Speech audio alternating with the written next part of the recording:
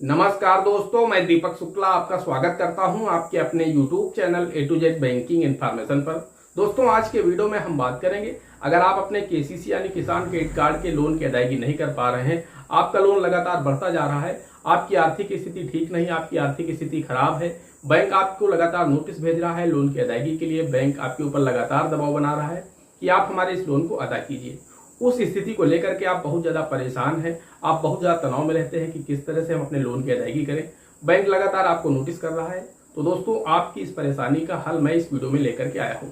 बस आप लोगों को इस वीडियो को अंत तक देखना होगा। आप अपनी बकाया राशि का 30 से 50% हिस्सा जमा करके ऋण मुक्त हो सकते हैं, यानी अपने लोन से छुटकारा पा सकते हैं और आप इस परेशानी से बाहर हो सकते हैं, यानी परेशानी से मुक्त हो सकते हैं। 30%, 50% यानी आधा या फिर एक तिहाई जो भी आपकी मौजूदा आउटस्टैंडिंग है, जो भी मौजूदा बकाया राशि है, उसका या तो आप आधा जमा करके ऋण मुक्त हो सकते हैं या फिर बैंक एक स्पेशल फैसिलिटी देती है, आप 30% हिस्सा जमा करके भी ऋण मुक्त हो सकते हैं। यानी अगर आपका 1 लाख रुपए बकाया है तो आप 50,000 या फिर 30,000 रुपए जमा करके भी ऋण मुक्त हो सकते हैं, आपका लोन अकाउंट बंद कर दिया जाएगा।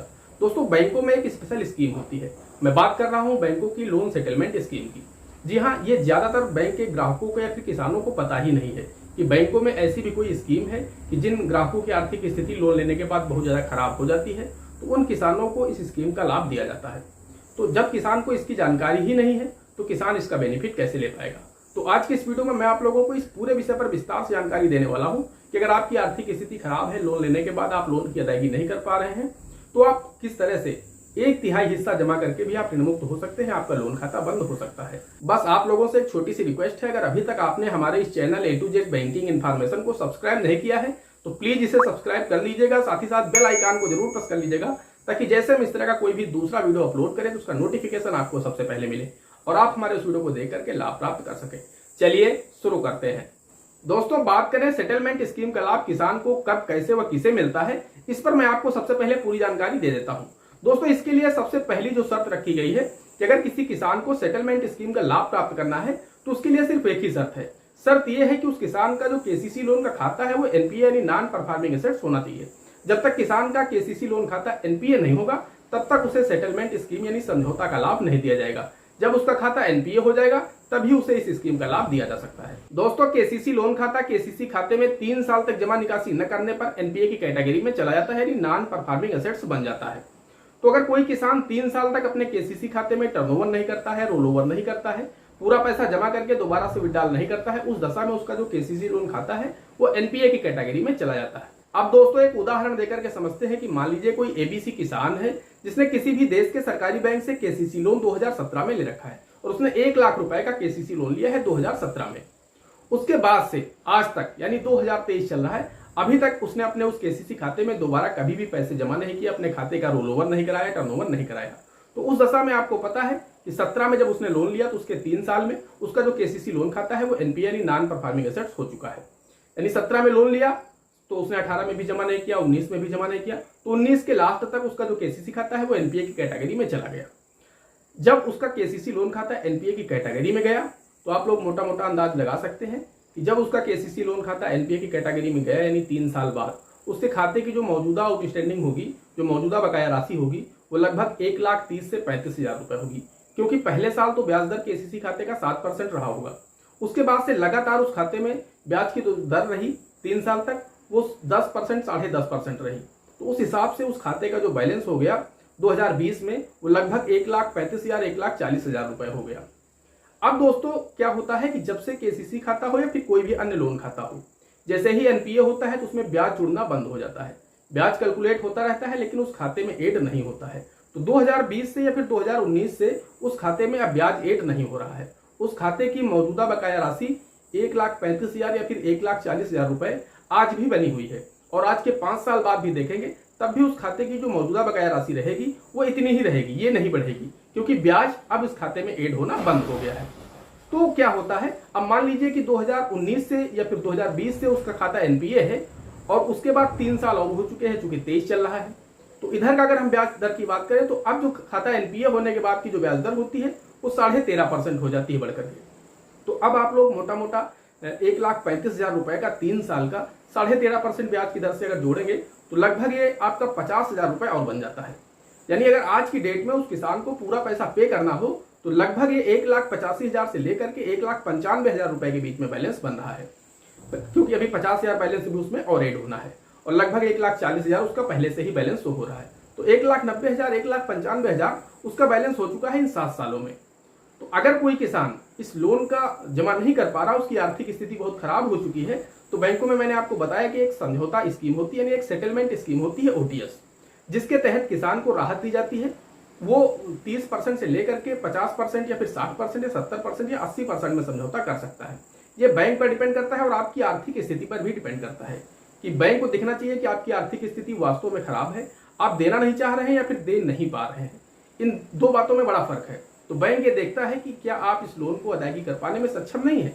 अगर आप सक्षम नहीं है, तब उस स्थिति में बैंक आपसे समझौता 50% अमाउंट पर भी कर सकता है और 30% अमाउंट पर भी कर सकता है। मैं आगे आपको बताता हूं कि किस तरह से आप लोग 30% अमाउंट पर भी समझौता कर सकते हैं।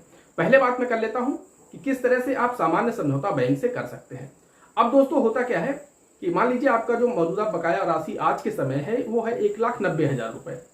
आप चाहते हैं कि हम ऋण मुक्त हो जाए, किसी तरह से हमारा कर्ज खत्म हो जाए, हमारा लोन खाता बंद हो जाए।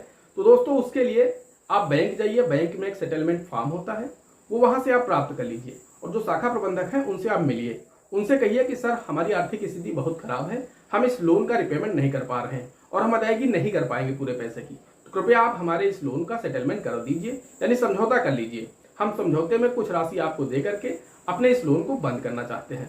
तो दोस्तों होगा क्या, अब आपका चूंकि 1,40,000 रुपए ऑलरेडी बैलेंस शो कर रहा है, पहले से ही 1,40,000 आउटस्टैंडिंग बैलेंस आपका शो हो रहा है, तो उसी अमाउंट पर आपका समझौता होगा। ये जो 50,000 रुपए आपका और ब्याज बन रहा है, इससे मतलब नहीं है, ये बैलेंस आपका अलग है। तो जो 1,40,000 जो आपके खाते की बकाया राशि दिख रही है, उसी पर आपसे समझौता किया जाएगा। तो दोस्तों मैं आपको बता चुका हूं कि ये जो योजना है सेटलमेंट की, ये देश के सभी सरकारी बैंकों में पूरे साल चला करती है। आप कभी भी बैंक में जाकर के, देश के किसी भी सरकारी बैंक में अगर आपका केसीसी लोन है, आपका खाता एनपीए है, तो फिर वहां पर जाकर के आप समझौता कर सकते हैं। अगर आपने 17 में लोन लिया था और आप 2023 में जाएंगे, तो वहां के जो शाखा प्रबंधक होंगे वो आसानी से आपके लोन का सेटलमेंट करने को तैयार हो जाएंगे। अब बात आती है कितने परसेंट अमाउंट पर समझौता होगा। तो दोस्तों सबसे पहले वो आपसे कहेंगे कम से कम 80% अमाउंट आप दे दीजिए, समझौता कर लीजिए। आप उनसे बोलेंगे सर हमारे पास इतना पैसा नहीं है। आप जब उनसे इस तरह से बार्गेनिंग एक टाइप की करेंगे, तो हो सकता है कि आपका जो समझौता है वो 50% अमाउंट पर भी आ सकता है। जी हाँ, बिल्कुल सही सुन रहे हैं।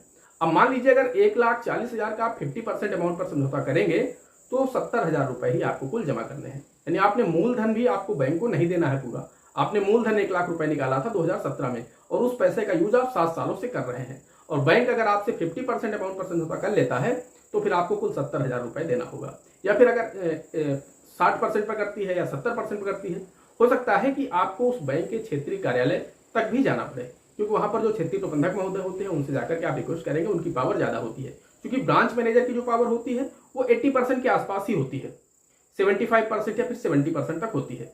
उसके बाद आपका प्रपोजल रीजनल ऑफिस चला जाता है। तो आप अगर वहां जाएंगे, वहां उनसे रिक्वेस्ट करेंगे, तो फिर वो आपका समझौता 60% या फिर 50% पर कर देंगे।